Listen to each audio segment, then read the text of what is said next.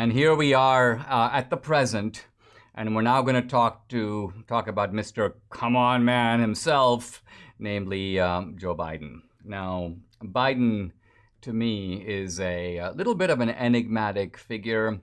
He is maybe in a certain kind of senile dotage, but he wasn't always that way. He was actually extremely enterprising in his earlier career. So in some ways, you could say that Biden, in his life, has combined the stupidity of Carter with the duplicity of Obama.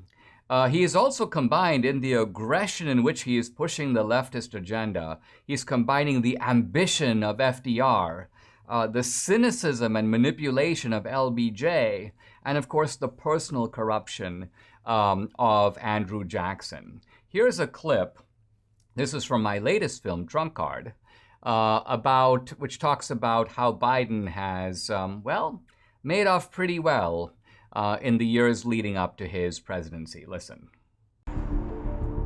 The Bidens have done very well, and Joe Biden's been very sophisticated and shrewd in the way he's done it. He's essentially offshored the corruption, which means he's been in politics, was in politics for more than 40 years, and during that time, his net worth really didn't grow. But what did grow was the net worth of his family members.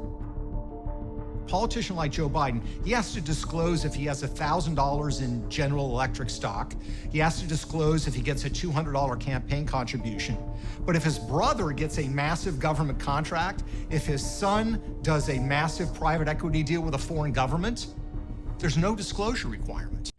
So notice how these Democrats always find some path to personal enrichment by using their office. Andrew Jackson did it through real estate chicanery. Hillary did it by renting out foreign policy to foreign governments and intercepting aid intended for Haitian famine relief. And Biden has been making deals using his family members as bagmen, kind of a straight-out mafia operation within, you may say, La Familia Biden. And in a way, even though Biden now kind of seems he's sort of like the Godfather. You know, remember in Godfather 1, after the Godfather is injured, he's kind of in the hospital, he's kind of mumbling and bumbling, and other members of the family have to move in. Similarly with Biden now, except he's not just using his personal family, it's the larger crime family that we can call the Democratic Party that sort of moved in and taken over for the not entirely all there Biden. By the way, before Biden assumed the presidency, let's look at him. He became a centimillionaire, over $100 million for the Biden family.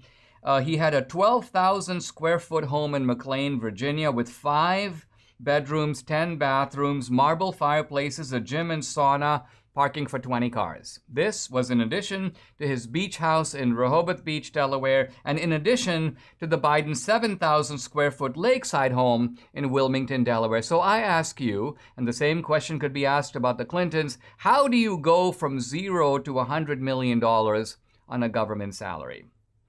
Democrats seem to have figured out how to do that. So it's important to realize when they keep talking about social justice, we're all for the poor, we're motivated by public service. Public service for them is a business. Politics is a business. It's all a way of making money. And now I'm not against making money per se, but my point is when you make money, you need to create value for that money. There are lots of businesses that make a lot of money, but they create enormous value. They make the lives of their customers better. But think about Andrew Jackson's land speculation, or Hillary Clinton's renting a foreign policy, or Biden's international rackets. In what way did they create value for Americans? On the contrary, they were selling out America to foreign interests. I wouldn't go so far as to say that China, quote, owns Biden, but it seems undeniable that China has major leverage over Biden, because every time Biden eats out of a gold spoon or has one of these expensive curios, he's got to go, I got to thank the Chinese for that one. I wouldn't have that one if it wasn't for Xi Jinping and his minions. Now, in the Biden administration, we've seen the Democratic racket, Democratic corruption, Democratic gangsterism, and Democratic tyranny ratchet up. I think these guys feel that they have a narrow window of opportunity, basically between now and the midterm elections of next year, to not only try to ramp it up and do everything they can, but to try to make their advantage permanent, to sort of break the American system itself, the system of checks and balances. And I think in fairness, we'd have to say that this is going beyond what earlier generations tried to do. Yes, of course, FDR, as I mentioned, did try to pack the court. But the Bidens are moving on all fronts. The Biden administration is. So you have the attempt to federalize elections. The Constitution clearly says elections are a matter for the states. The Biden people want to make sure that doesn't happen. The power moves to the federal government, and that would mean a permanent tilt in favor of the Democrats. I mentioned packing the court. They want to eliminate the filibuster. Again, the filibuster is there, not part of the original constitutional design, but it's been there for a long time. Why? To make the Senate a genuinely deliberative body.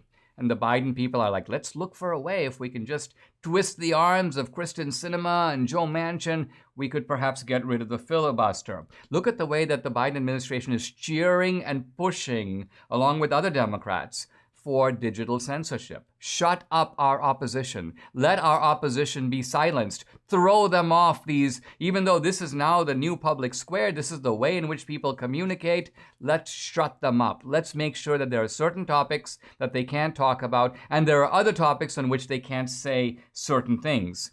And then on top of that, let's prosecute our opponents. Let's go after Trump. Let's make sure he doesn't run again, so we take him off the board. I mean, try to look at this. An attempt to remove the leading figure of the opposition party and imprison him so he can't contest the next election. He can't put his name in front of the American people. Notice the Democrats, even though they say we're Democrats, we believe in the people, they don't trust the American people to have the final word on that. But in addition to going after Trump, they want to go after the Trumpsters. That's the point of this whole January 6th business. Let's lock them up. Let's torture them. Let's break them. And they want to break them for the same reason that the gay activists and transsexuals tried to go after and are still trying to go after the Colorado Christian baker. It isn't just about destroying his life. It's about sending a message to everybody that if you try to be like this guy, we're going to destroy your life. So America is now in I think a unique moment in which the gangsterization of the Democratic Party has reached a completely new level. Its tyrannical impulses are more naked. There is more naked collusion by the media. It's very clear we don't have a media in the sense of an independent critical voice. We basically have people who are Look at the reverential tone of these Biden press conferences and the rare times they occur.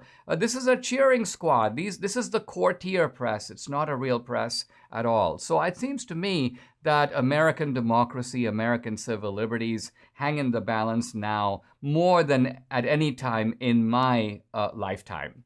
And that's why I think it is very important that we are not only vigilant, but well-informed. We think of, I try on this podcast to bring creative people forward who are figuring out ways to thwart, block, defeat these democratic stratagems, but also to put out new and creative ideas on our side. We need to be able to articulate a rival agenda to stop not only the Biden people, but this tradition of democratic corruption, gangsterism, and tyranny that has been with us for a long time, but has now reached, you may say, its terrifying zenith.